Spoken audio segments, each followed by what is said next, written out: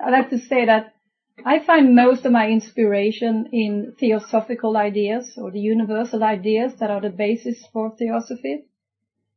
So I will, as I go along, I will mention certain articles and certain books for those of you who are interested to read more on the topic.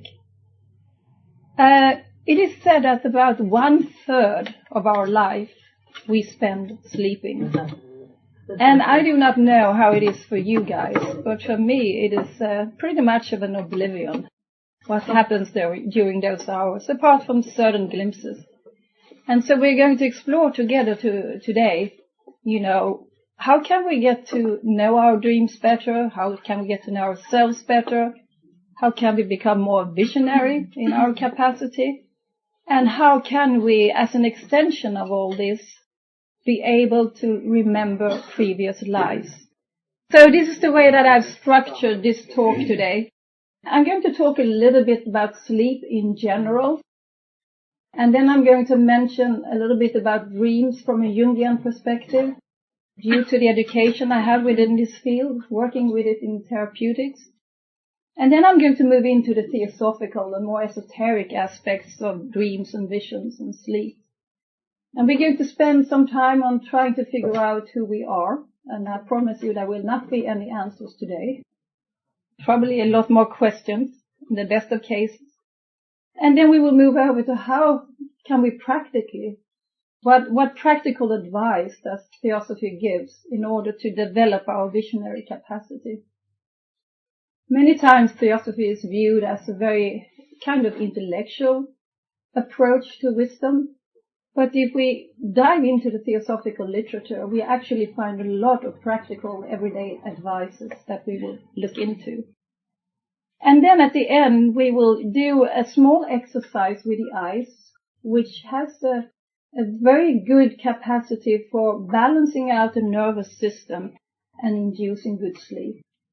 And this is from the Tibetan Ayurvedic system of medicine. The god Hypnos is actually the god of sleep, because Hypnos means sleep.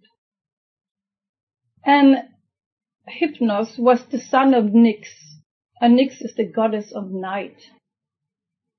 He was also the brother of Thanatos, who is the god of death.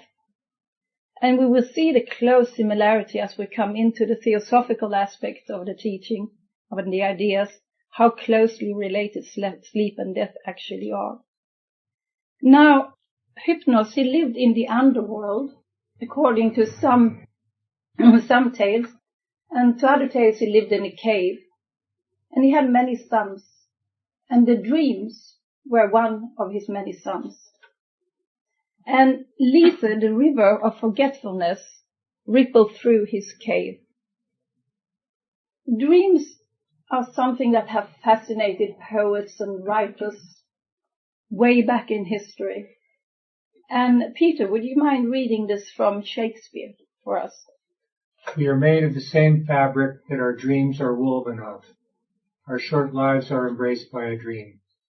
Isn't that interesting? You know, the Chinese philosopher Chuang Tzu, he had that beautiful little story about the butterfly sitting on a branch. And he was saying, am I the butterfly dreaming that I'm Chuang Tzu, or am I Chuang Tzu dreaming that I'm a butterfly? So what is dream and what is reality? And we will see that many of our normal ideas of dream and sleep and waking consciousness will be a little bit changed during this talk.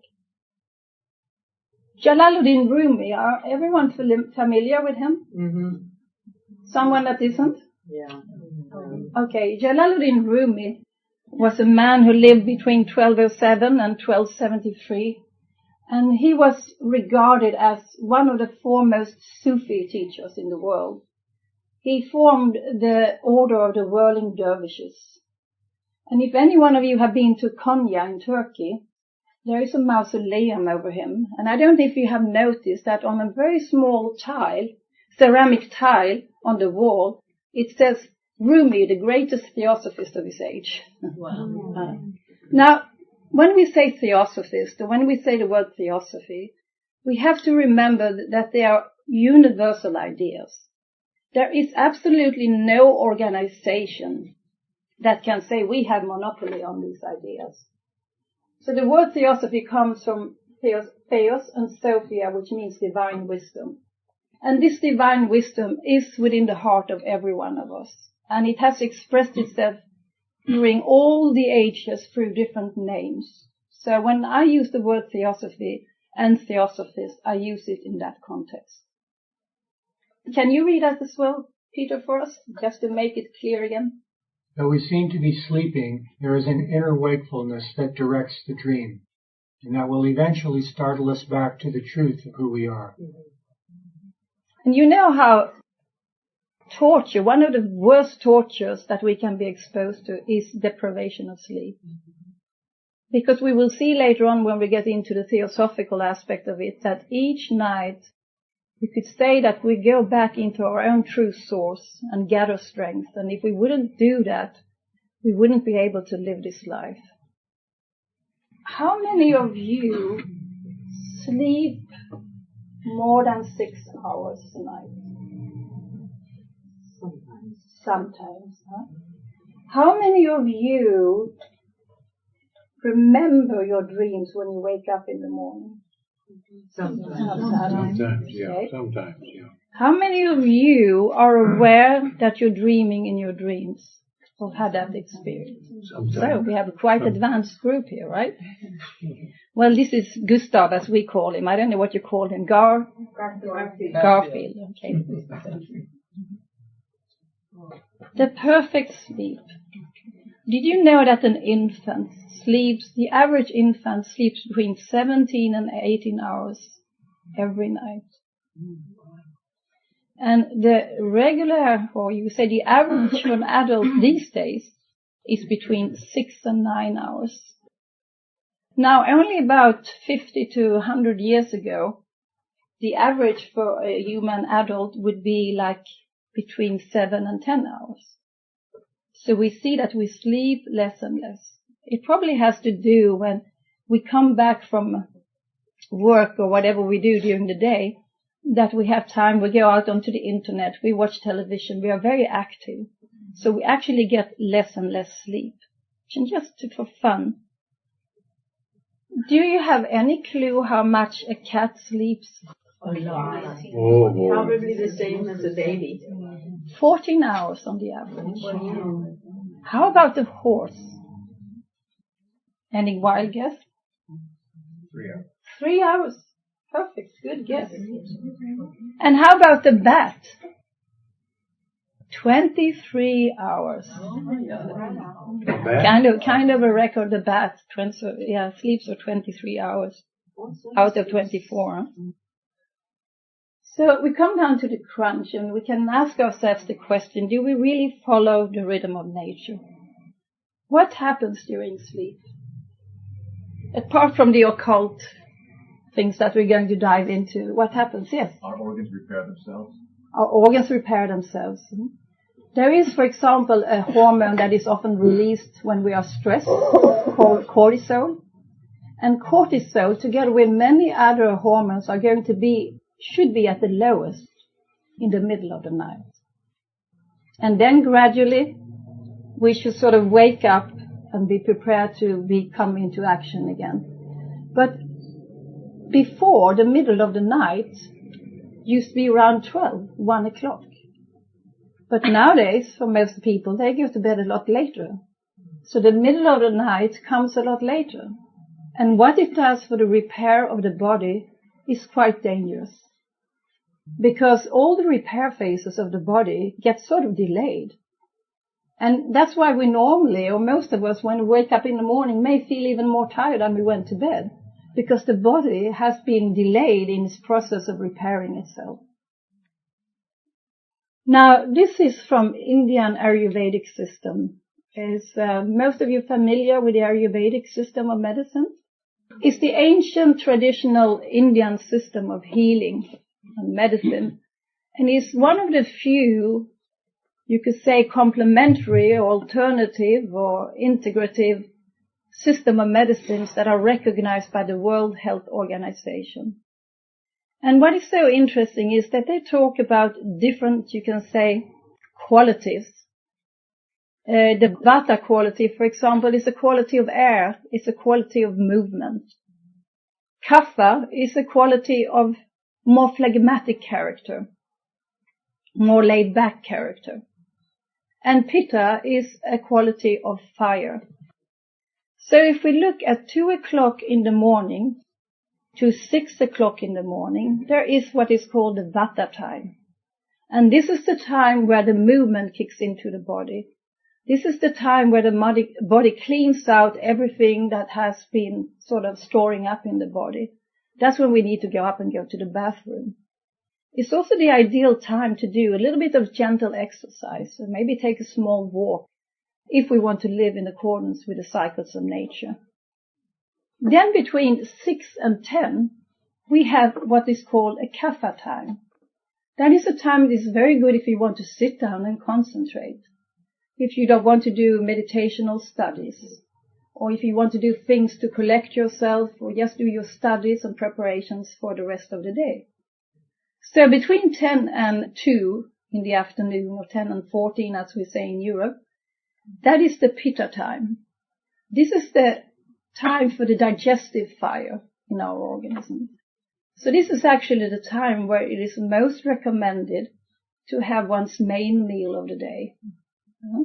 And you see that, for example, in Hindu and Buddhist traditions, when you go to retreat, you don't really eat anything after 2 o'clock in the afternoon, or you have a small cup of tea or something extremely light in the evening. And then between 2 and 6 in the afternoon, you then have this kind of movement time. And the Vata time kicks in again. So it's also a good time for, lighter type of exercises, moving a little bit, a lighter type of evening meal. And then between 6 and 10 in the evening comes the Kapha time. And this is the body's own way to prepare it for sleep and rest again. So this is a time to sit down, to meditate, to read something that is kind of calming, and to maybe listen to some good, nice music that is not too stimulating. And then between 10 and 2 in the evening, or in the night, that's again the Pitta time. But this time is the fire to cleanse things out. So just as in the middle of the day we had a Pitta time to the digestive fire, to assimilation, now we have a Pitta fire in order to get rid of waste.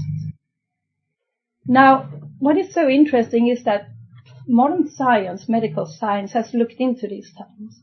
And they correlate pretty well with the hormonal cycles of the body.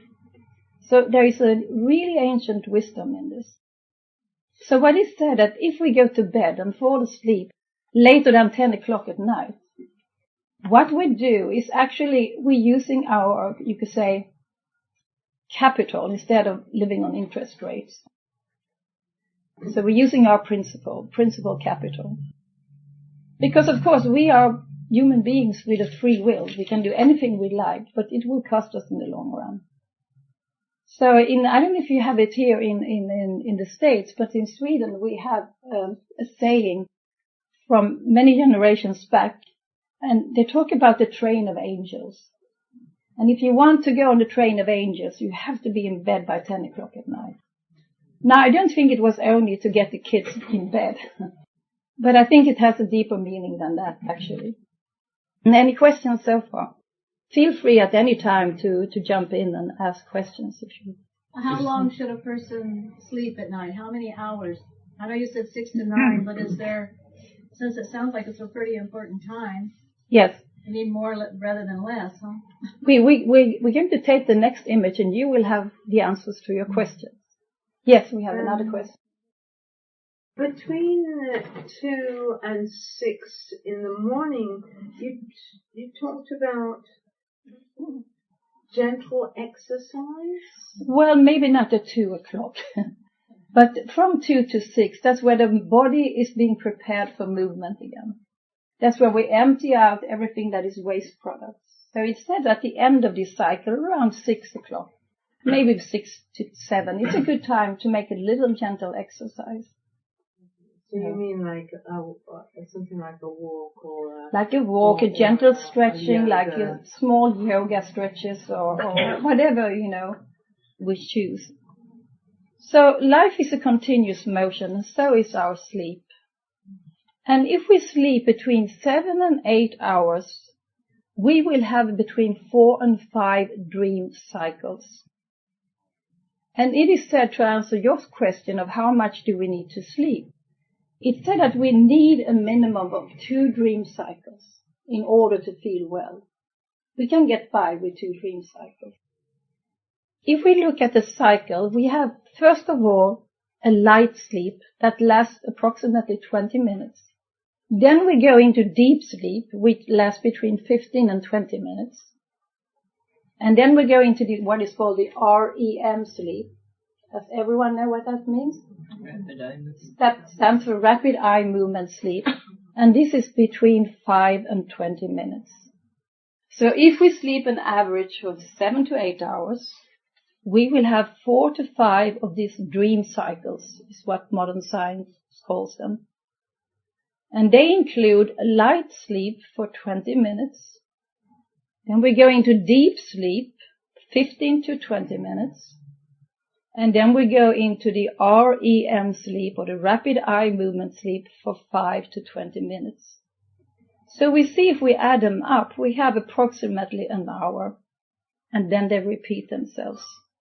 So if we get 2 cycles where we can reach down to deep sleep and go through these 3 different stages, it is said we can get by with that.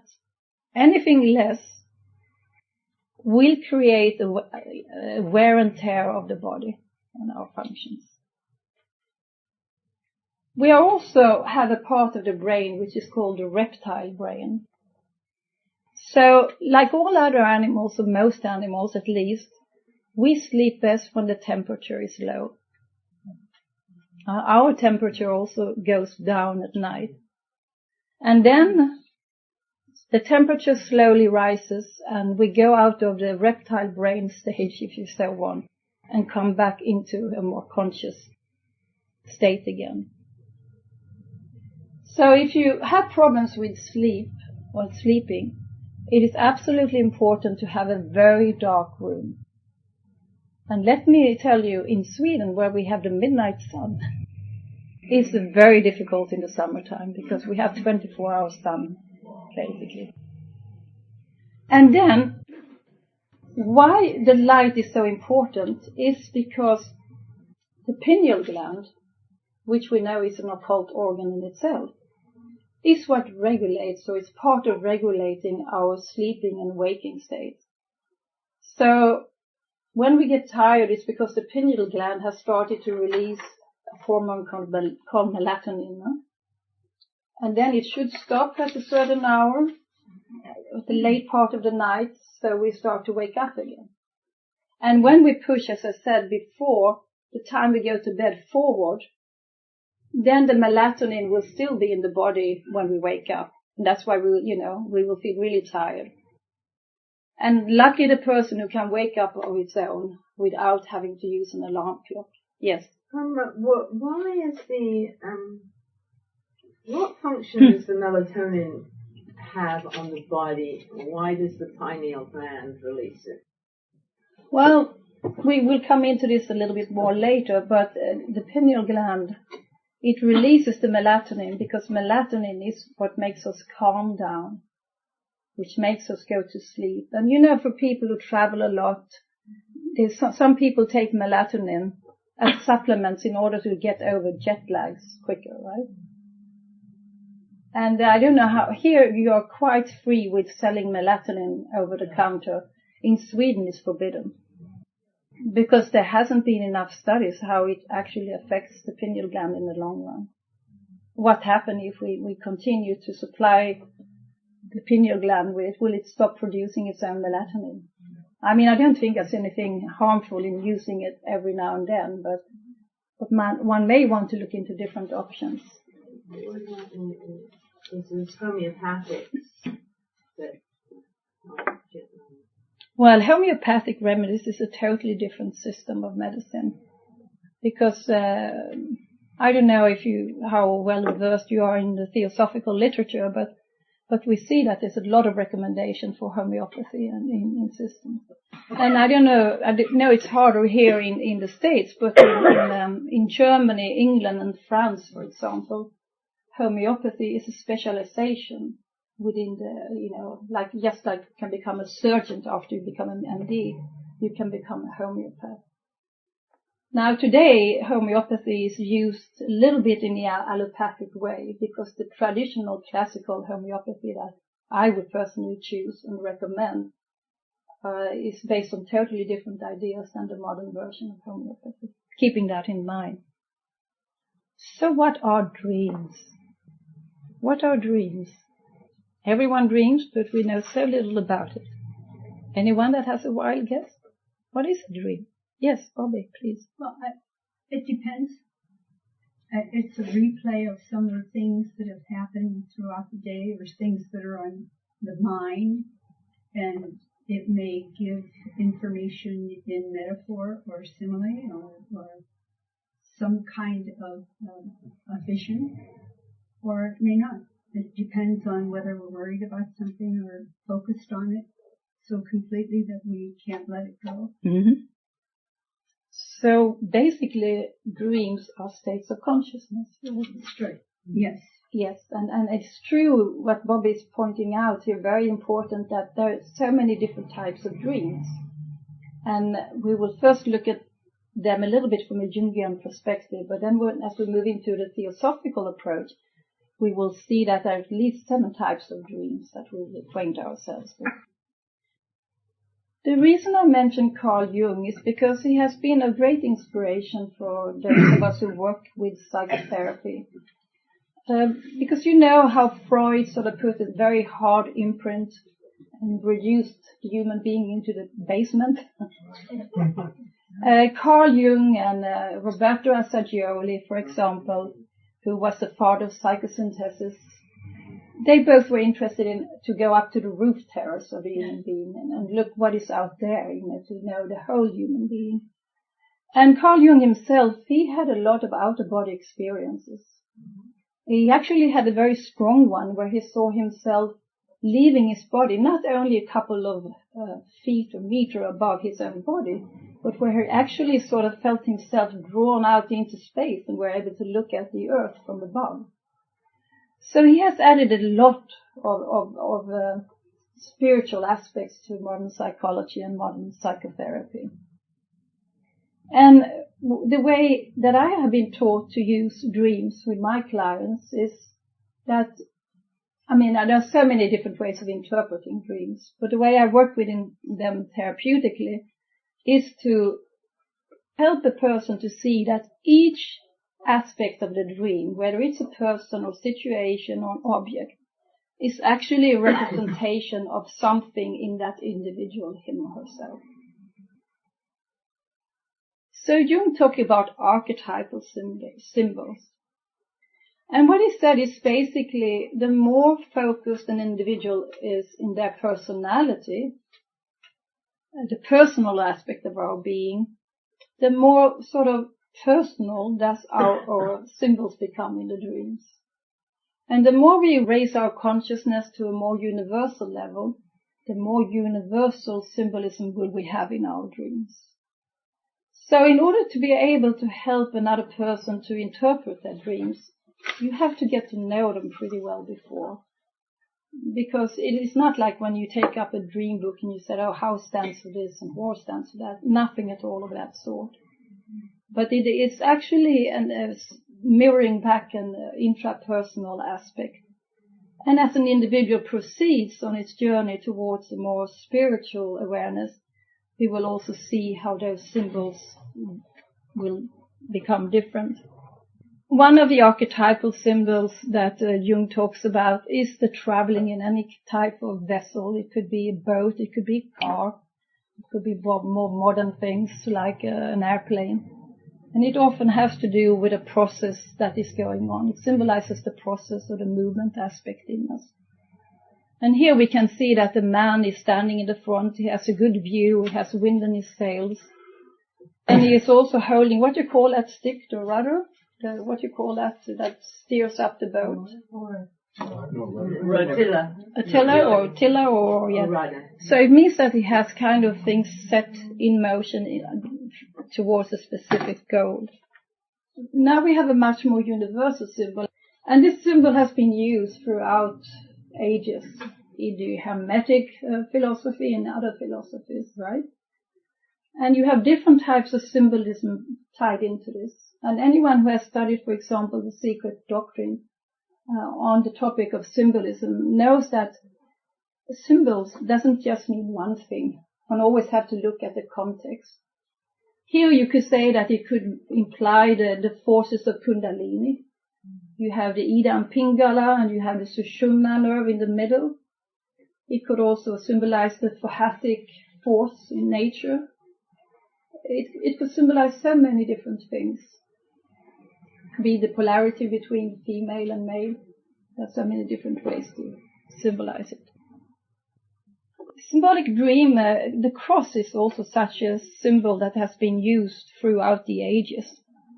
We know that if we look closer to the cross, we can actually see that it's an unfolded cube.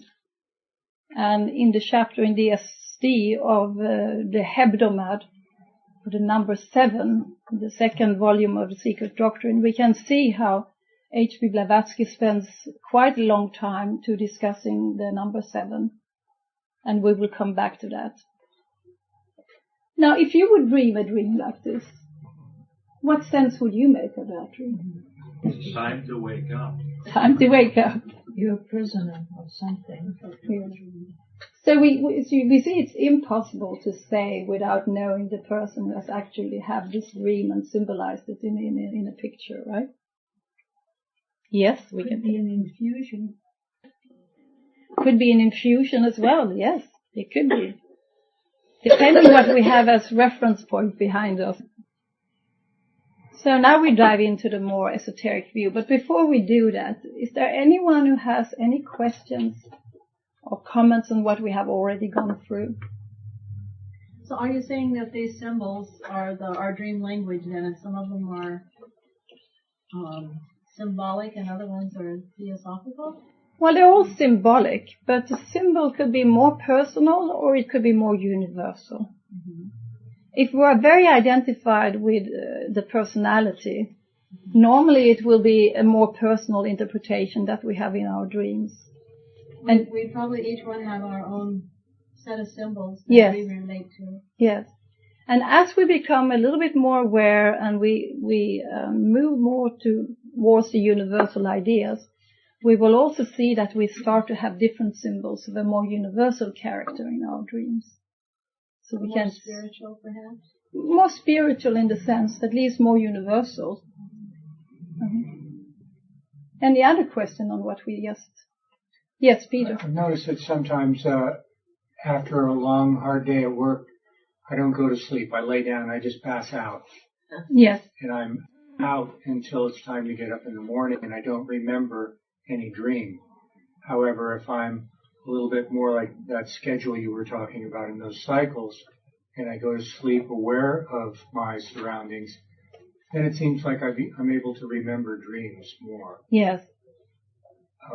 Any disadvantages to that pass-out sleep?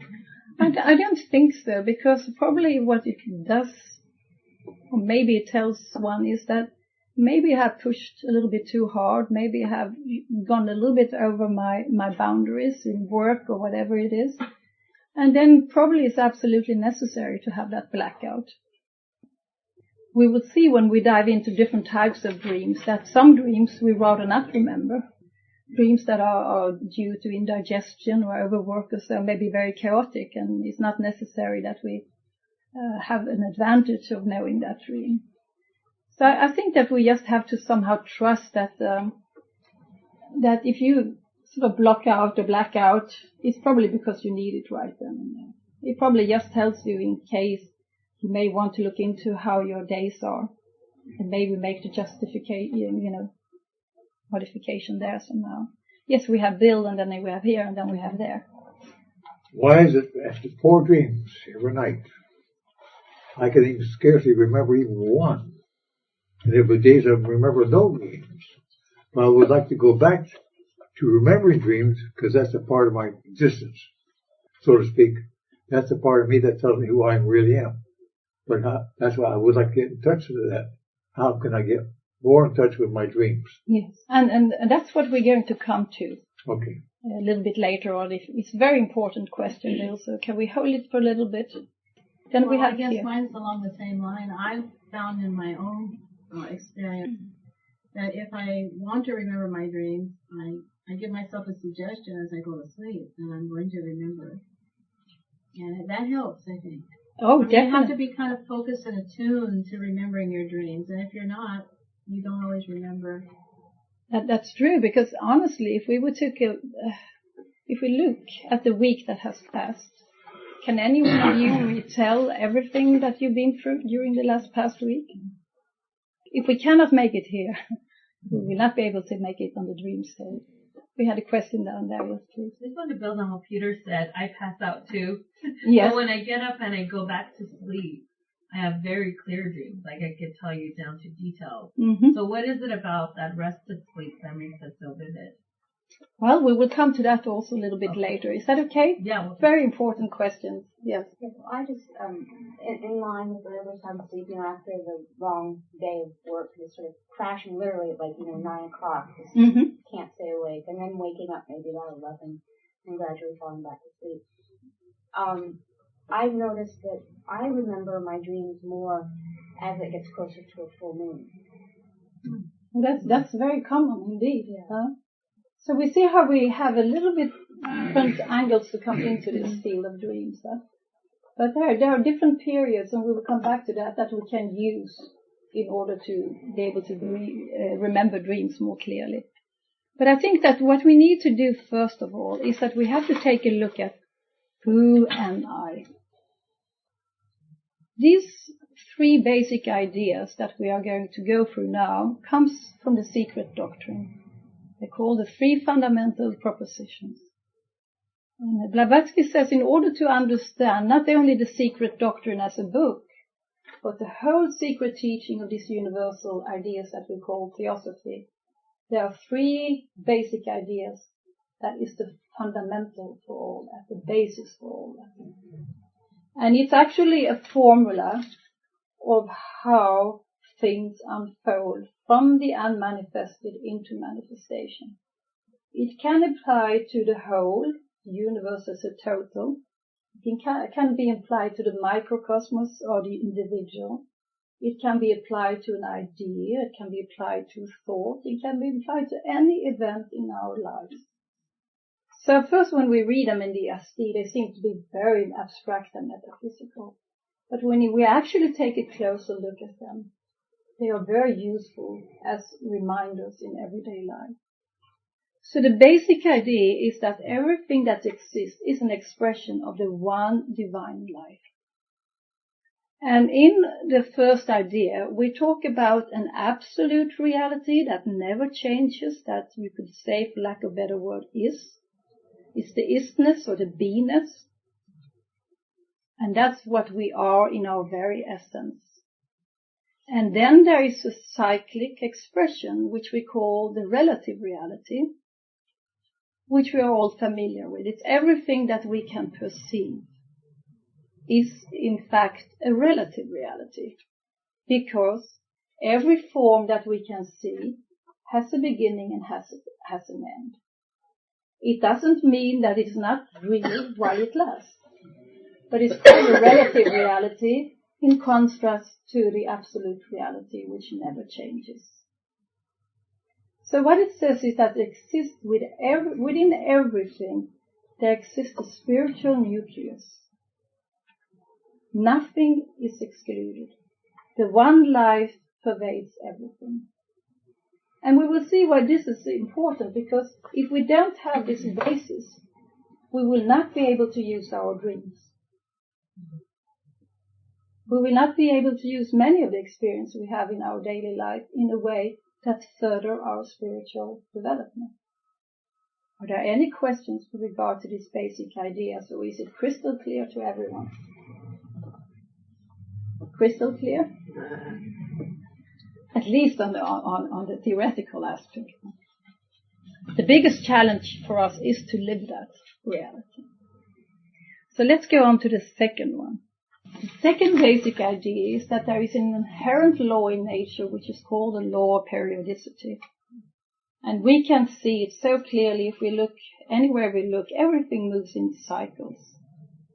And what you mentioned with you being able to remember your dreams more clearly on the full moon is a result of that cyclic law. So birth and death, day and night, the seasons of the year, everything runs in cycles. And it's kind of self-evident when we look and we see those processes. What we sometimes forget is that our thoughts and our emotions and the biorhythms of the body also moves in cycles. So in order to get to know ourselves, we have to map ourselves down a bit. How do I function on a full moon? If I compare that to when there is no moon or new moon. How do I function in the beginning of the year, of a calendar year, compared to at the end of the year? How do I function on a Monday? And I don't only mean a Monday morning feeling, but if I compare that to Thursday morning, there are different types of hierarchical influences during the different days. And if I want to know myself, I have to sort of take some time to see how is it for me. Any questions with regards to this basic ideas? If not, we will take the next image. It sounds very nice, doesn't it? We as human beings we are eternal, and we are involved in a continuous evolutionary process. And it says that the human being has a free will. Do you agree with that? Give me an argument why it's true that we have a free will. Well, when we have a decision to make, it's, for myself, it comes from my heart. And if it feels right, then that's what I do. Mm-hmm. I think people get caught up in their mind and go, oh, well, I should do this. But it always happens when we do something and we go, I should have listened. Because we all have that inner knowing. Yeah. So the fact that we can make choices is one aspect of the free will. Now, if I would be the devil's advocate, I would say, yes, we may have a free will, but do we really use it? How much do we react out of patterns that we have, and how much do we actually act in the true sense of the word? There's a lot of conditioning. It's a lot of conditioning. So one can say that in that sense, the free will is there as our true potential and power in us, but we probably have to learn a little bit better how to use it, right? Yes, Bill. Free will, free choice, the same? Free will and free choice. Well, if we have a free will, we can say that I can make this or that choice, yes. Yeah, if that's the case, we can always make it because my choice might interfere with what you're doing. Yes. And they're no longer free for me. They're no longer free choice. Mm-hmm. So we see how complicated it gets. It is a complicated subject. Yes, and we can also see why we have wars in the world, right? Now, I'd like to ask you first, what is our purpose for being here? That is a good question. To learn lessons. To learn lessons, yes. And, yes. To become the chalice into which the consciousness of God can manifest. Mm-hmm. That's a beautiful way of putting it. Huh? But why? So that God can experience matter through us. Okay. And what else? I mean, it's all very good. We can become whole. So we can become whole. Yes. For me, it's like to grow closer and closer to the unity that we really are. Yes. So we can say that from a theosophical perspective, we are actually highly evolved spiritual beings, each one of us sitting here. And what our task, or what our dharma is in this evolutionary process of the earth, is to try and raise everything that we come in contact with to a higher level of consciousness. Everything that we meet is, as an older student once said, is unfinished business. It's karmic residues from a previous evolutionary period. So when we come back now, it is our task to deal with that unfinished business in order to raise all consciousness. So what does it have as a practical application? Yes. Well, I was just going to say that too. I believe that true free will, it might be more on the other side when we plan out what we're going to do this lifetime, what our lessons are going to be, and that might be the real decision making in free will. And I would add to that, I think that's the biggest challenge in this lifetime is also how to learn how to use our free will in a way that it will become one and compatible with the one will. To live in harmony with the oneness of life, the unity of life. So we actually have a great task. And Mr. Judge, co-worker with H.P. Blavatsky, says in one of his articles, he has a very famous quote, and please, anyone here who is an older student can probably help me to find where, if someone wants to read further. But he says, in order to realize something, we have to continuously dwell upon it. Wow. So, becoming a disciple, or becoming, in the distant future, an adept, is due to the fact that we dwell upon it, that we live like it, that we realize it from the inside. If we can only manage, and you know how it says in the voice of silence, it doesn't matter how many times we stumble. The importance is how many times we get up and try again. So if we can try, even if it is for a fraction of minutes or seconds in our daily life, to live as and act as the self of all, as that one divine self, or as a high spiritual being, then we start to put a little cornerstone in that platform, which will one day, if we are persistent, will be the manifestation of an adept or a human being that has developed all its potential. Who are we really? From a universal and esoteric and theosophical perspective, sometimes we look at the human being from 7 different aspects. And the blue triangle has an I in it, and the I stands for the individuality, and it's a word that comes from individus, which means indivisible, and that is who we truly are. This is the permanent part in us. This is the part which never sleeps, which is always awake. And we have different aspects of this. We have the beingness aspect, we have the I am aspect, the I am which gives us a universal perspective, and we have the I am I, which gives more of the individual perspective. And then we have that part in us that actually we call asleep, and that is the personality, and the P stands for persona. Personality comes from persona, which is a Latin word, which means a mask or a role that we play while we are here incarnated. So our way of viewing life cycle is that we are here over and over again as individualities to make experiences through the personality, and by doing so to help to raise the personality up to a higher, you'd say, level of consciousness. But we all get caught up in this personality, and we begin to identify with our emotions, our desires, or my body. And from that perspective, it's also impossible to remember our dreams, because we will see later when we look at dreams, the higher aspects of dreams are actually living realities for the individuality. It's actually stray memories that we remember in the personality from what the individuality has been doing while the personality is asleep during night. Sorry, could you say that again? I don't think I even remember what Okay, never mind. Sorry about that, it comes and it goes. So let's look at the cycle of sleep then from an esoteric perspective. Why do you think it is that we become tired in the evening? Is it because we have too little life energy? What do you think? Too much?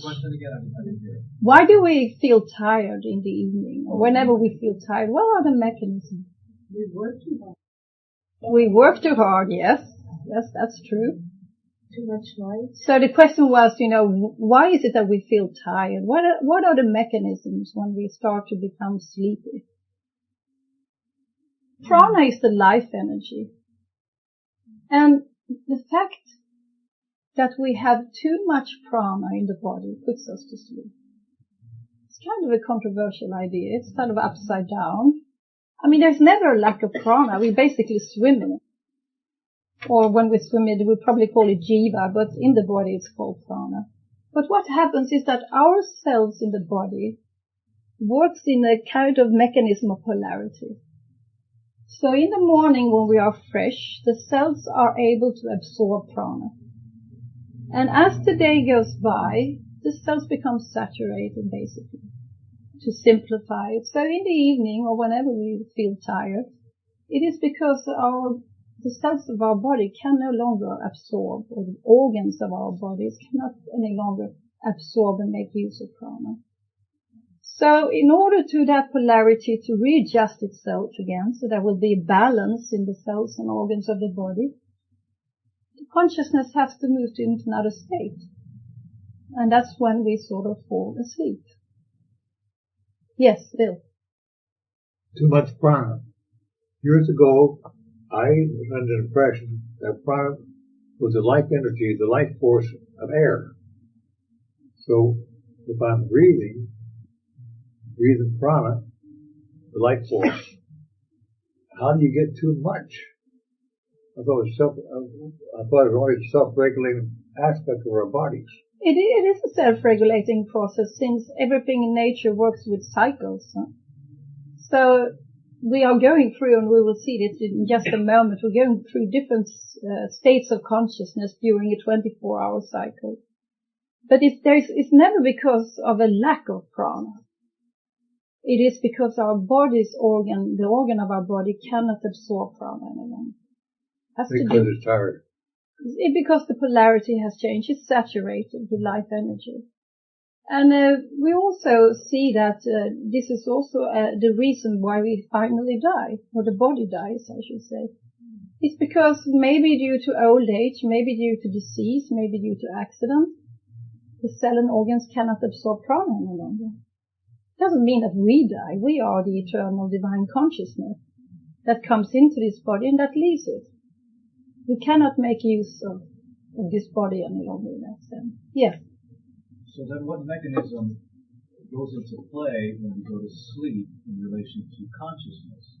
Meaning that so there must be a direct relationship between the cells sucking up prana and consciousness. Absolutely. Very important question. And it is said sometimes, that life energy and the consciousness is two aspects of the same thing. And it says that what we call our personal consciousness, according to the theosophical philosophy, is the collective consciousness of all the cells in our body. That's what makes up the personality, really. But our true consciousness, that whom we really are, is the divine consciousness using this body, right? So it's the indwelling soul that we're talking about as opposed to the overshadowing. You could say so, yes. The indwelling soul that identifies with the personality. Yes. Recapitulate. The dream is another state of consciousness. And the ego, and when we use the word ego with capital E, we mean that individuality that is permanent in us. And due to that polarity shift in the body, which can no longer then absorb prana, we need to move into the next state of consciousness. This is our 24-hour cycle. And this is extremely simplified because we have all subdivisions of this. And here we call the waking state. That is where we are right now. And then every one of us goes through, when the body falls asleep, into an intermediate state called the dreaming state. And this takes place on, you could say, different gradations of the astral flow. Then we also go beyond the dreaming state into what is called the dreamless state. And the dreamless state would in that case be the true state of awakeness, right? That would be the state of the individuality per se. So what we call the dreamless state is the source of our true being, our true identity. And it's here that we gather strength to come back and to live yet another day in this sometimes rather confused reality that we live in. And as I said before, if you deprive someone of sleep, it's the worst torture that you can, put on anyone or expose anyone to, because then they don't get that, you could say, come back into touch with your own being, basically, for lack of better expression. Because here it becomes really interesting. The challenge for us is you have to move from the waking state through the dreaming state up to the dreamless, where the real, our true identity is, where the real source of wisdom is. So far, so good. But then we need to bring down that inspiration through the dreaming state into what we call the waking state. And that's where we have problems. Because the way we live here will create reflections on the astral plane. So, if we do not train ourselves, or have done in the past, it will always be impossible to draw from that source in a conscious way, right? Because everything will be muddled up through the passage here. How do we do? Any suggestions?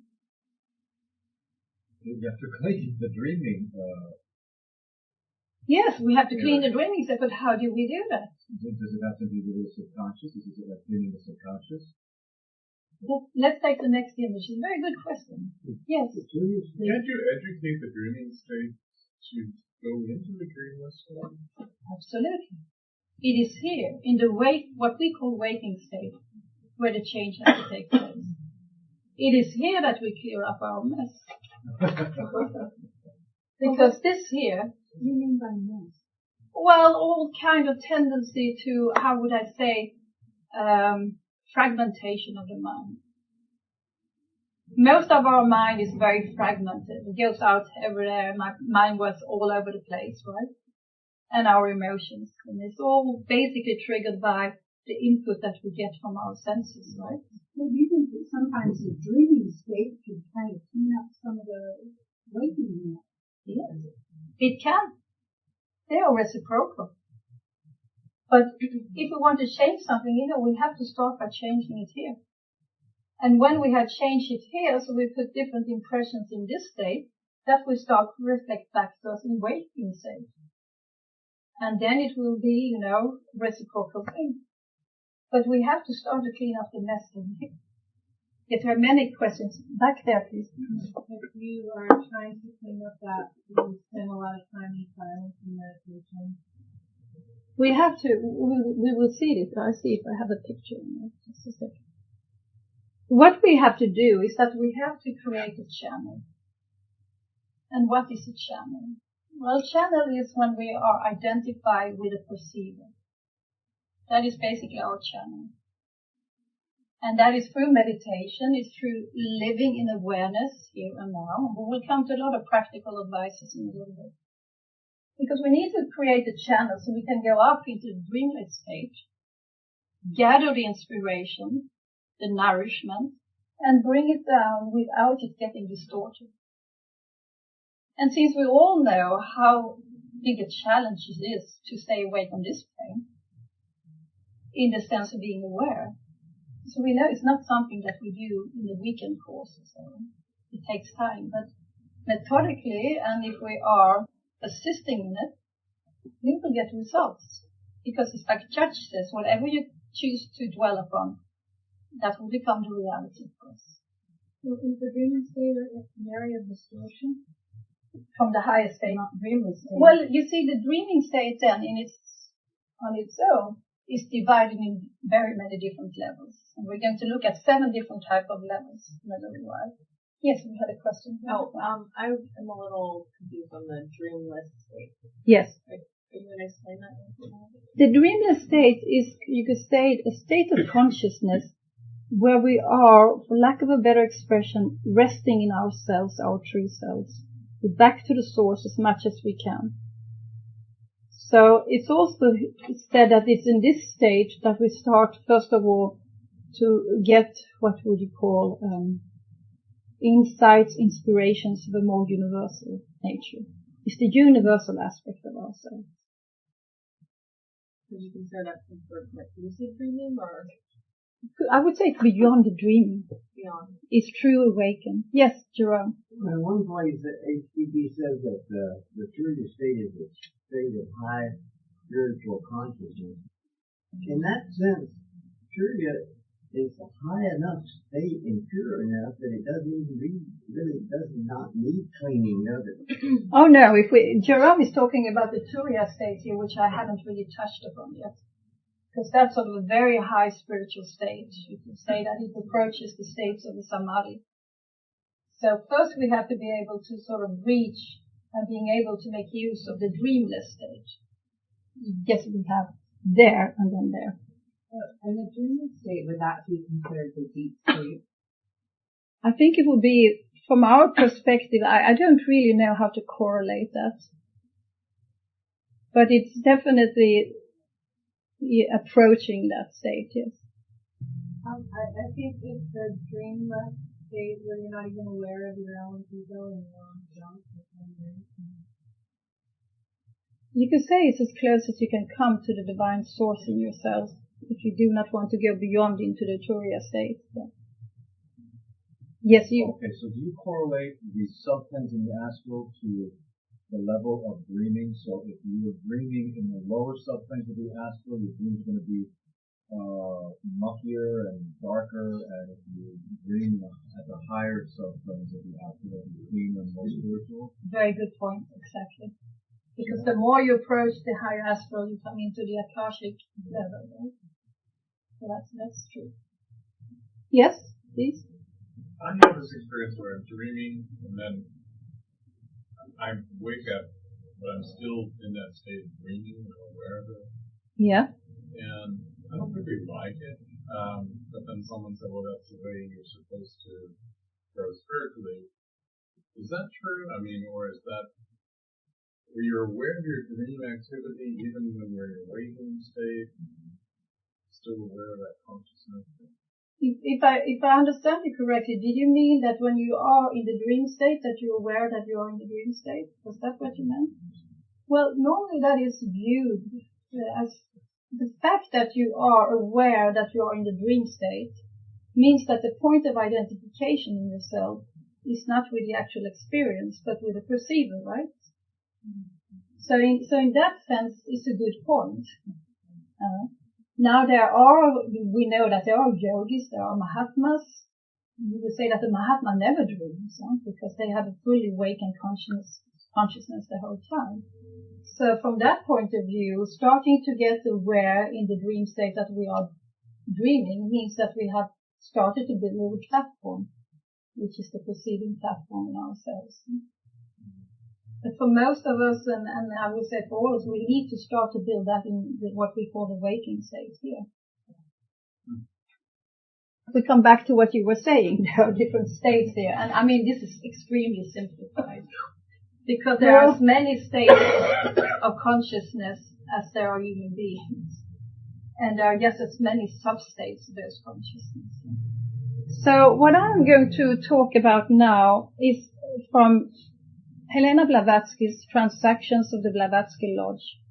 She has a section on dreams, and she mentions 7 types of dreams, and she's counting from below, so I will do the same thing here. You heard me say that it's not maybe all the dreams we want to become aware of and remember, we have what she calls the chaotic dreams, and that can be due to bad digestion, it can be due to anxiety, and it can be due to fantasies of some kind or the other. And we can see then how much the waking state consciousness here is actually influencing. So here we have, lots of practical advice. We don't have to eat a very big dinner just before going to bed. We can try and read some literature that calms the mind down, maybe do some meditation. And we can try and nip our fantasies in the bud so they don't get too much, exert their power over us. And we go on to the next type of dream, which we call confused dreams. And confused dreams is what she says that we mix up glimpses from the higher states, the dreamless states, with chaotic astral images. So that's why we have all, the benefit in the world for clearing things up here that will clear up things on the lower astral level, so our dreams will be less confused. And that is what she calls warning dreams. And you've all read in the papers or heard about people who get dreams where they dream about someone else, relative, that they shouldn't take this plane, or they shouldn't do this or that. And so they phoned the relative and said, please don't go on that plane because I've had this strong dream about you. And then it turns out that they don't take the plane and the plane has an accident or so forth.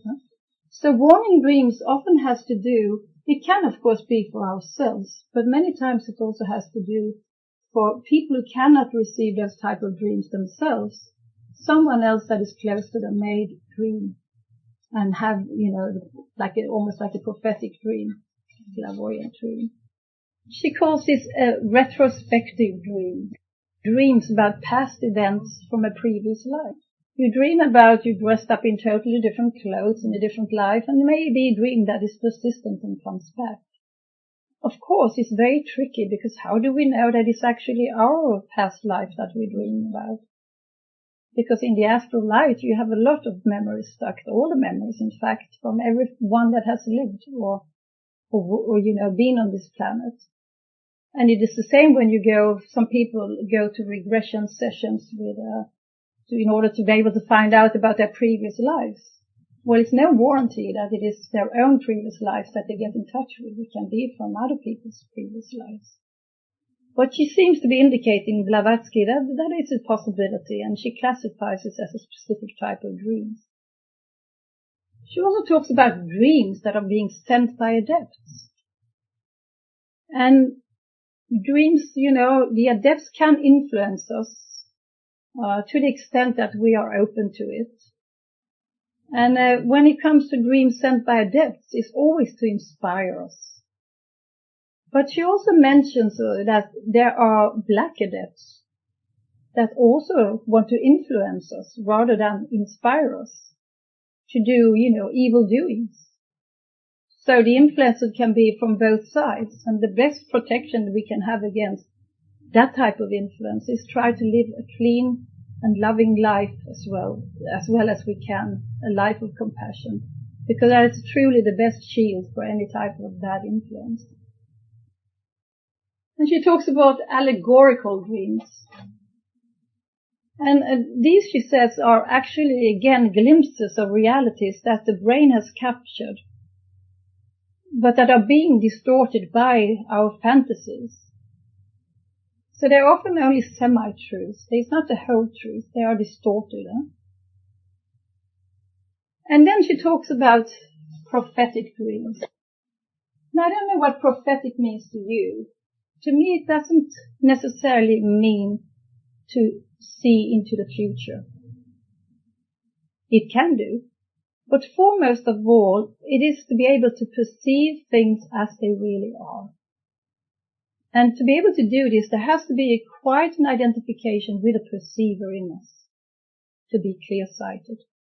Because just think about it, we have to go above all those different sub-levels of the astral that are muddled up in order to have a clear vision. So, you know how Patanjali in his yoga aphorism talks about true clairvoyance has really nothing to do about seeing the future, but has to do with being able to perceive things as they really are. Because when we perceive, we are so deluded by our five senses. We are deluded by the way we've been brought up. We are deluded by all the skandhas or the qualities that we carry over from previous life, our character. So to be able to see things as they truly are is a very, very high state.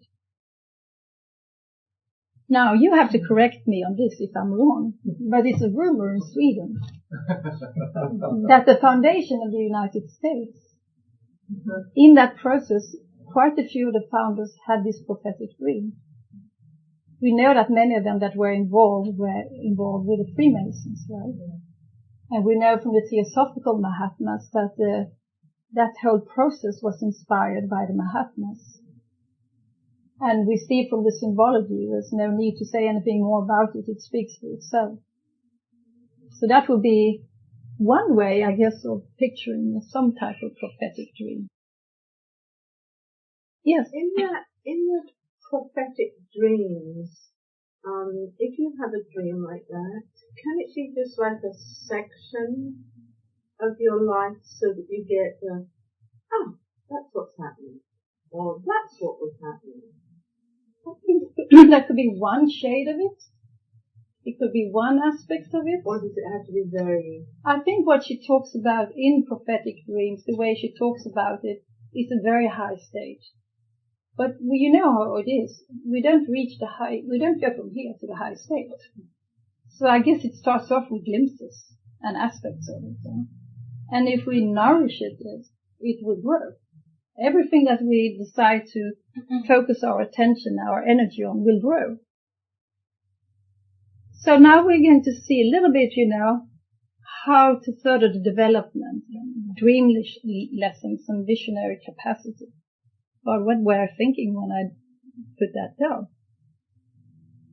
In theosophical literature, it actually said that our teaching that we get from masters and higher evolved beings actually starts in our dreams. I don't know if anyone likes to comment on that. But we have all to gain, rather, by trying to clear up the states, because whether it's a master outside ourselves or whether it's our own individuality that tries to come through, which basically are very, very linked together, doesn't really matter. Hey, could you please read that, Peter, so we have some other voice than mine? Visionary capacity consists of being able to perceive things as they really are. We develop it by gradually and consciously peeling off our personal limitations. So just to emphasize that it's not so much that we have to add to ourselves as to be able to peel off the obstacles that are in the way and sort of hinders us from seeing what is really there. You know how it says in the voice or the silence, look inside the Art Buddha. And we are this perfected being, but not until we start to live and act as it will it become a reality for us. So now we come down to the nitty-gritty everyday work. What can we do? How can we prepare ourselves? Well, we got good news. For those of you who have heard me talk before, you know that my great passion for the moment is neuroplasticity. The plasticity of the brain. And it's exciting from the point of view that we have discovered, or medical science have discovered, that you can change the very molecular structure of the brain by the way we think, by the way we meditate.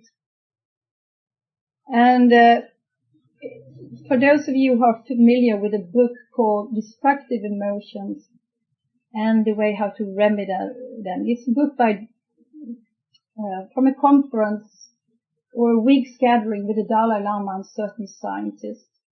And it's called Daniel Goleman, I believe, who has been able to compile this book. It has some really interesting chapters on how they have done brain scans to see that a long-term meditator actually develop different windings of the brain. So it changes the molecular pattern of the brain. And everything that we know before that, you have X amount of brain cells and if they get damaged, well, tough luck. You can't do anything about it. It's absolutely nonsense. we know that it's renewable to the last breath of our life. And it's really, really great that it really shows that the occult philosophy is the true philosophy. Anyone that come in contact with the theosophists will think that we are book nerds. Huh? We just hang our nose over the books, and if you come into the home of theosophists, they have books. But spiritual studies, already in the early 1900s, Robert Crosby, who was the founder of United Lodge of Theosophists, he claimed that spiritual studies, the studying of these spiritual ideas, universal ideas, will change the molecular structure of the brain. And it changes it in the way that the brain becomes more porous, more perceptible to these ideas. So it will mean that if we start to study these ideas, we will find that ideas similar to that will well up inside ourselves. Now, on a much simpler level, on a physical level, if I buy an orange bike, all of a sudden I will notice everyone else who has an orange bike, right? Because my attention has the perception directed towards the orange field of bikes. So when we start to do spiritual studies, especially if we follow the rhythm of life, so we do it on a cyclic basis. So anyone who can do it at the same hour every day, or at least as soon as one wakes up or just before going to sleep, it definitely makes a difference in the brain. And the brain will be more perceptive to this kind of information. And we will of course see then how that in its turn affects the astral plane. The astral aspect of ourselves will also start to become more porous to that type of ideas. Some mention meditation as one means of doing it, and I would say it's a definite must. If you sit down for meditation, you will soon find out that you sort of travel through the different principles of your body and your astral body and so forth. Because first of all, you may find that the position that you sit in is very uncomfortable. So the physical aspect of yourself starts to squeak. And then you finally find the position. You say, okay, I'm getting at it. And then all of a sudden you find yourself that you have all these kind of emotions coming up. And so you move into an astral level, because astral level and emotions are basically the same. Or desires, oh God, I'm so hungry. When is time up? So I can go and eat my porridge or whatever. And then as you go on, you have the thoughts coming of yourself. So what you actually do in meditation is that you move your state through different states of consciousness. And you try to just observe, just try to hold the witness position. Now, normally it's recommended that we do that at a certain hour and that we use the cyclic rhythm of nature in order to reinforce it. Because there are cyclic returns of all impressions. So if we make it a habit, even if we have, we have a really good meditation session, and then it may go 4 months, 2 years, and it's sort of mediocre, but it sort of carries on due to the imprint we have done when we had a good session.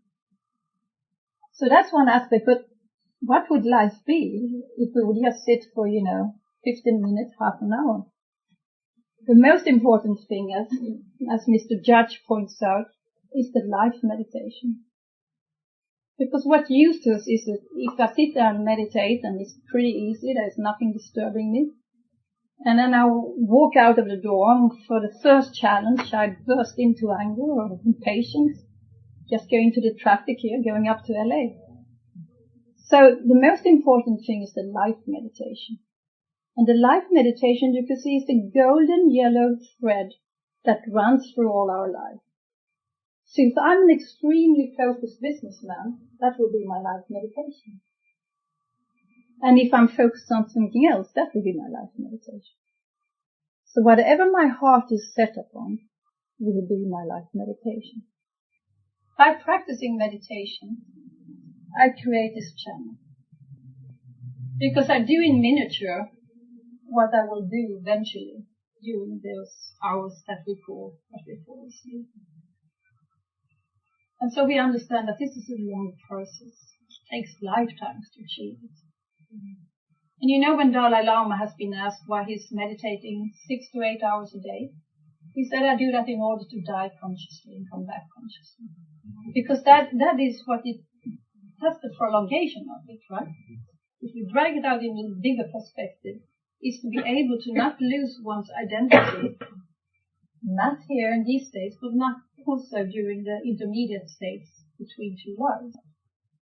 And actually we can just point out that for those who wonder about this channel, is the channel between the personality and the individuality.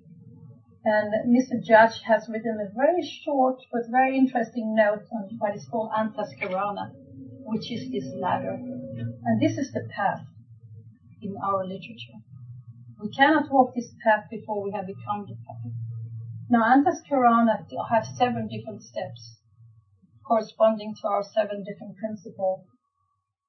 And the realization or the noeticization, to make the principle noetic, is the purpose of each of these steps. And by noetic I mean to emphasize the individuality.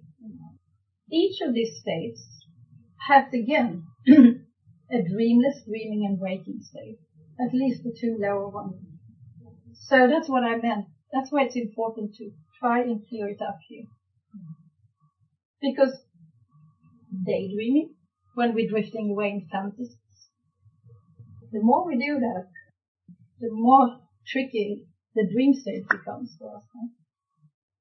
So we have to kind of come to the dreamless state here. You know, some of these states that we may go through in meditation may be so exciting and so overwhelming that it's very easy to get caught in them and think that it's the spiritual state, where in fact it may be a very low astral level. And also when we start thinking, we know that we're not meditating. Now you can use the thinking process in order to focus. You can have a universal idea that you focus upon, and you keep the focus according to Patanjali's 3 points.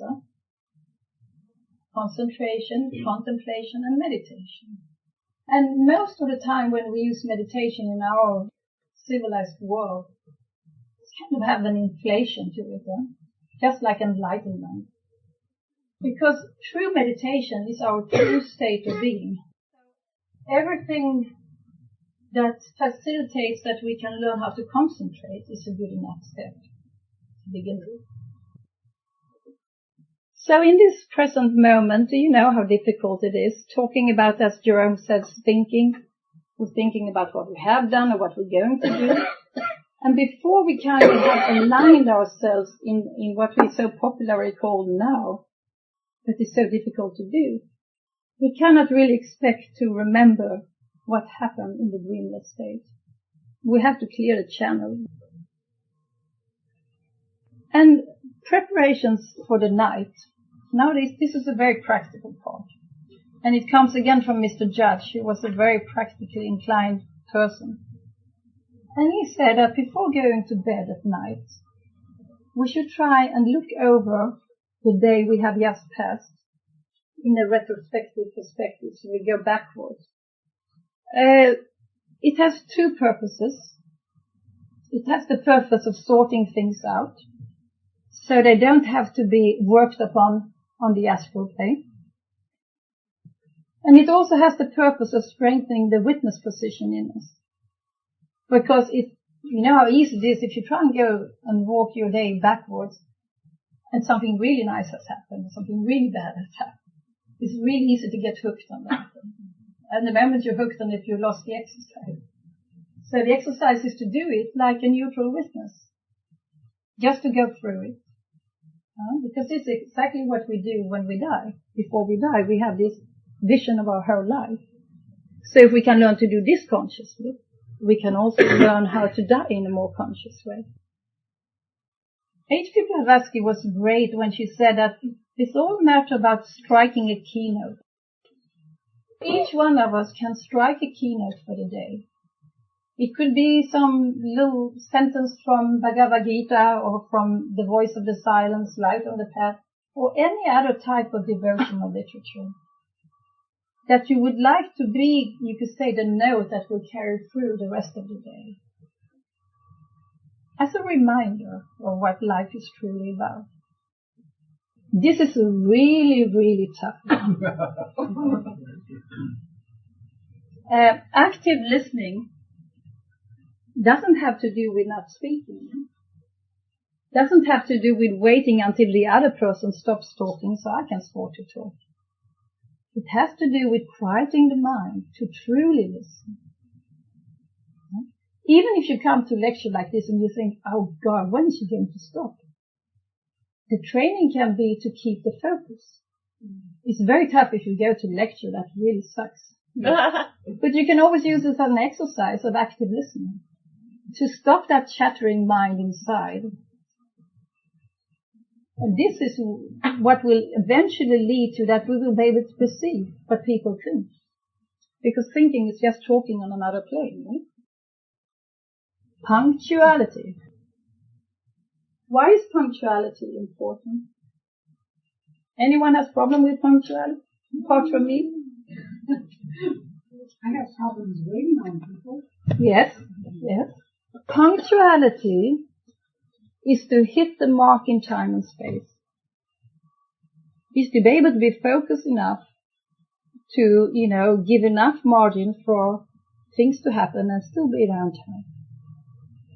Normally we say it's respectless towards someone else if we're not punctual. But I would turn it around and I say it's respectless towards ourselves. And why is that? Yes, Bobby. I think if you want to lead an orderly life, it's important to be punctual about what you want to do for yourself throughout the day. Yes. Can be, yes, definitely. Yes, we have Eva back there and then Joanne and then here. It's part of training your mind. Exactly. It's part of defragmenting the mind, right? Make it focus. Yes, Joanne. For me, it's important in learning to trust yourself. Because if I say I'm going to do something and I don't do it, there's a part of me now that doesn't feel integrated. Yeah. So it has to do with trust. It has to do with defragmenting the mind. And it's also respectless towards ourselves, because if we are equal to all other human beings, if we have made a decision to meet someone at some point, it's also disrespectful towards ourselves that we are not there on time. Because the self in one and the self in other ultimately are the same. And then being grateful for 7 things with today. I chose 7 because that's kind of a cool number in theosophy. And you know how the personality, constantly demands things, which is kind of a basic greed, which is based upon a kind of identity of poverty, that we don't have things, we have to grab onto it, we have to get things. So. Whereas the individuality contributes. And I think that's one of the great shifts when we come to any meeting, any theosophical study class, and shift our perspective from what can I get out of it to what can I contribute with. Because every one of us has something to contribute with. So it's a change from poverty to richness, a change of attitude. And we know that attitude, a change of attitude, makes all the difference, right? Why is it important to respect our biological cycles? Because we live in form. We live in form. And more, we are responsible for that form. The form consists of microlives. And it is something that is clear in theosophical teaching, is that everything is beings within beings within beings. So we are responsible for all the microlives in our body. And the way we think, the way we feel, the way we take care of the body, will imprint those microlives, those life atoms. Yes, Jerome. Is our karma the coagulation of our past karma? Yes. I think that's very well put, Jerome. Because you have sometimes, some disciplines say, the body is not important. It's the most myopic, the most illusionary part of ourselves. But if we are here, and it's our duty to take care of everything we come in contact with, that also becomes important. It doesn't mean that all focus should be on the body, by no means, but give to Caesar what is Caesar. It says respect, not worshipping the body. That's a good way to put it. Did everyone hear that? Yeah. Respect for the body, not worshiping it. which here in the City of Angels, we've gone a bit far off the other way. This is what it all boils down to. Everything is an expression of this divine life. And this, if anything, has to be the golden thread in our lives. You know, instead of esoteric knowledge, it comes alive in everyday life. It has to do in order to be able to be transformed into wisdom. And you know how it sometimes talks about the head learning and the heart doctrine, the head doctrine and the heart doctrine. And you could say that the heart doctrine is when the head doctrine has been put into practice.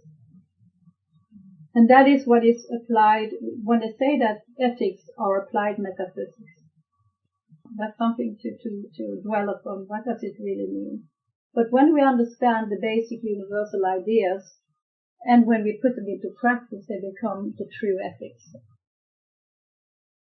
A tulku is a Tibetan expression for someone who can reincarnate consciously.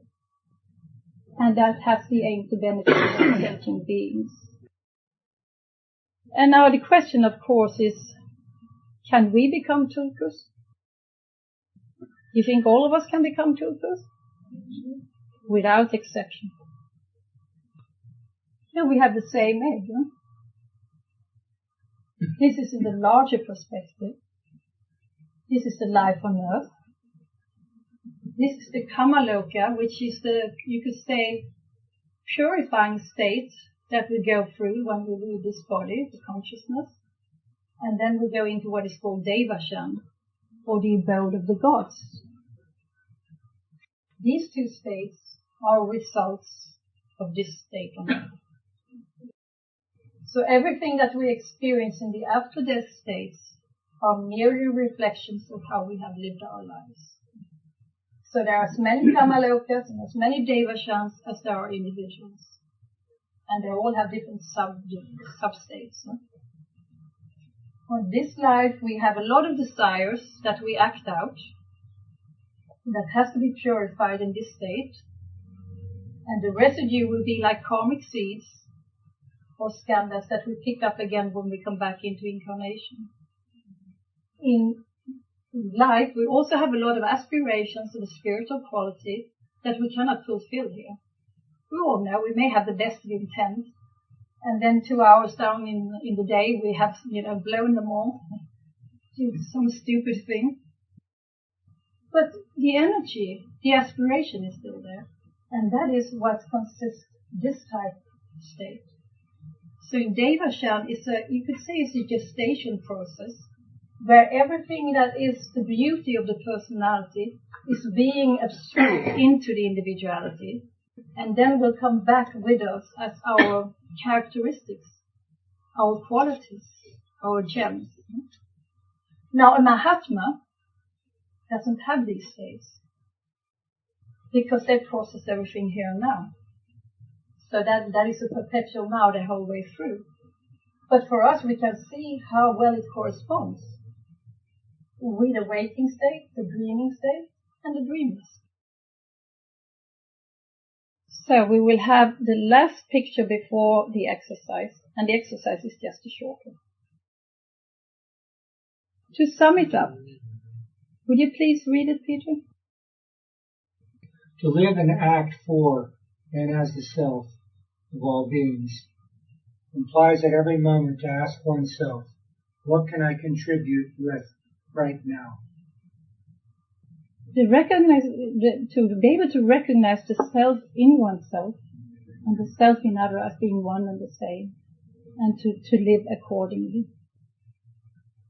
The picture is from the Rosicrucians. They used the pelican because the pelican, in one of its mythology, would rip open its own chest to feed its 7 small ones. So you could say in one sense it's a representation of the third logos and the 7 rays that beams out from the third logos, or the God concept and its 7 different powers. What are the 7 rays? The 7 rays, yes. Which is the third logos? The manifested third logos, yes. And you also have the rose here. In some cultures it's been the lily, in some cultures the lotus. And you know how the lotus, it grows with its roots in the mud. And it goes through the water, which symbolizes the different elements of earth, water, air, and then it stretches up above the surface of the water and welcomes the beam of the sun. So you could say it's the 4 elements corresponding to the 4 rupa planes. And to be able to reach beyond the rupa planes, that is to reach beyond the quaternary of our lower being or personality, to reach up to the higher aspects of ourselves. Any questions or comments so far? Yes, Jerome. That last statement has kinship to the Kuan Yin pledge, doesn't it? It does. So the Kuan Yin pledge is known within Buddhist literature. To take one example, at least the Tibetan Buddhist aspect of it. And it basically says that when we search for truth or illumination, that we don't do it to get out of here, to go into nirvana. But what we do is to be able to offer it at the altar of all humanity, of all sentient beings. And we also vow never to go into nirvana before everyone else has reached the same level. So it's truly an encompassing of both samsara and nirvana. It's beyond both. It sees nirvana and samsara as 2 aspects of the same coin, but encompasses it, both of them, and which is very greatly cherished within Theosophy, as many of you know. The vow of the Bodhisattva, or the Kuan Yin pledge, yes. Are you ready for the exercise? Some of you that have been to my previous lectures already are familiar with it. It comes from the Tibetan Ayurvedic system of medicine. And it's a simple little exercise to do. It's a very good exercise to do to fall asleep, but also, according to their tradition, it's an exercise to induce lucid dreaming. So what one does, I can explain it first, is that when one breathes out, one look to the north, that is, one look up towards the eyebrows. And then when one inhale, one comes back to the middle. So if you lay down, that will be staring straight up into the ceiling, and here it will be staring straight forward. And then the next will be on an exhale to look straight downwards towards your feet, and on the inhale to come back again. And then on the exhale to look up to the left, and then to come the whole way down and look to the right. Everything is on an exhale. Well, here it's on an exhale, and you inhale here, and then you go straight down. And then you take the horizontal line. So on an exhale, you go to the left, back on the inhale. On the next exhale, you go to the right, and then back again. And then on the next exhale, you go down to the left, come back, inhale, and go straight up in another exhale to the right. And it's said to repeat that 3 times if you can manage to stay awake during it. It's also useful exercise if you feel really stressed. Like Peter, when you come home and you're ready to crash out. This is a good one to do. Because it has a tendency, they say, to equilize the nervous system. You know how the nervous system is sometimes looked upon the link between the physical body and the astral. So I can see in that sense, if the nervous system, it gets a little bit more equalized, the transition will be smoother. Do you want to try it, or maybe you will fall asleep? Are we sitting when we're doing this? Are we lying? I would normally do it when I'm lying down, because I'm in bed already. I've read my stuff and I have done a little bit of meditation, and now I want to go to sleep, have my lucid dreams, which happens sometimes and sometimes not. But, for Peter, who comes home from work and who may not want to lay down or would like to lay down, but maybe shouldn't, you can do it in sitting as well.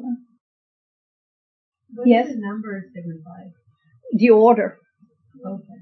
This is the first, this is the second, third, because you see here, and then all of a sudden to the diagonal. So can I just review?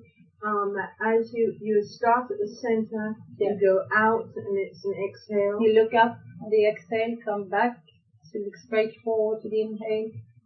Next exhale, you look down, come back to the and inhale. So all exhales are out towards the center. Yes. So in a very symbolic way, it's also emphasized the middle of the wheel, right? You know, a wheel, if you're on the outside of the periphery there, it sort of sways quite a bit. But when you're in the center, it's still. So it reinforces the witness position in that sense. And never ever do it mechanically. This is an awareness exercise. Because we can do all things mechanically and be thinking about other things, and then it's just to throw your energy out the window. So you're actually moving your head? No, moving the eyes. Oh. The head stands still. The head is like Mount Meru. It doesn't move. And do we have the eyes open or closed? Oh, you have to have it. Well, I guess you can do it with the eyes closed, but I would suggest to do it with the eyes open. So please, on an exhale, look up towards your eyebrow. And then as you inhale, come back to the middle point, looking straight forward. And next time you exhale, look down towards your feet without moving your head. And on the inhale, come back to the middle again. And as you exhale the next time, look straight diagonally up to your left. And as you inhale, come back to the middle again. And as you exhale again, look straight in the diagonal down to the right. As you inhale, come back to the middle. And on the next exhale, look straight to the left. And inhale as you come back to the middle. And from the middle on the next exhale, you let your eyes look straight to the right. And as you inhale again, you come back to the middle. At your next exhale, look diagonally down to the left. And inhale as you come back to the middle, and straight and you exhale and go look diagonally up to your right. And then come back to the middle again. How did it feel? It feels like stretching for your eyes. Yes, it is. You know, the eyes are hung up on 4 muscles. And we all know that we can do eye exercises to improve our eyesight. And I think it's actually kind of what they do when you get your eyes checked and they're looking and they're looking. Yes. And anything that we do correlated with the breath or an integration with the breath has a great impact on the nervous system. So is this something you could do also if you wake up at 3 in the morning? Absolutely.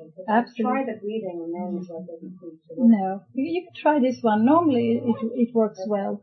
Also, if you're feeling anxious or, you know, you have a tendency to be stressed, it's also a very good exercise to do. That 2 a.m. and the thoughts are coming. Yes. You know you can't sleep and you know you have to get up in 2 hours. And even more stressed. Yes. And you can't be tired. And No. then you're stressed even more. Yeah. Well, I would like again say thank you to everyone who come here today and contributed to make the Windhorse a possible place to come and get inspired. Thank you.